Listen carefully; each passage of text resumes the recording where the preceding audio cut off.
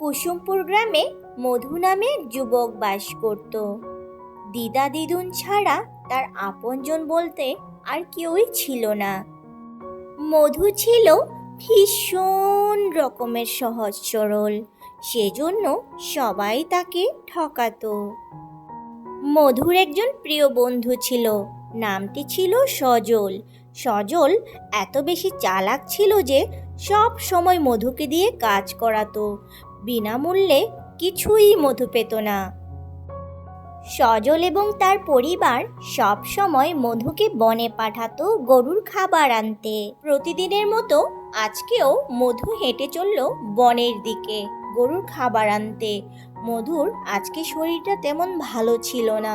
সন্ধে ঘনিয়ে এলো। হঠাৎ মধু দেখতে পেল এত সুন্দর আলো, চারিদিকে ফুলের বাগান। সেখানে একটি সিংহ বন্দী ছিল। সিংহটি তাকে বলল তাকে যেন মুক্ত করে দেয়।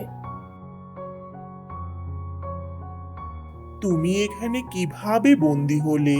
ঠিক আছে, আমি জানি আমি যদি তোমাকে ছেড়ে দেই তাহলে তুমি আমাকে হয়তো খেয়ে ফেলতে পারো। সমস্যা নেই, আমি তোমাকে মুক্ত করে দিলাম। মধু সিংহটিকে মুক্ত করার পর দেখতে পেল সেখানে একটি বিশাল নীলপরী। মধু হাঁটু গেড়ে বসে প্রার্থনা করল। নীলপরী তাকে একটি থলে দিল এবং সেখান থেকে উধাও হয়ে গেল। মধু মনে মনে ভাবতে লাগলো, এবার আমি কি করব। মধু সেই থলেটি হাতে নিয়ে বাড়ির উদ্দেশ্যে রওনা দিল এবং মনে মনে ভাবতে লাগলো, আজকে আমার সাথে একই হলো। মধু হাঁটছে আর হাঁটছে, তার মাথায় চিন্তার কোনো শেষ নেই।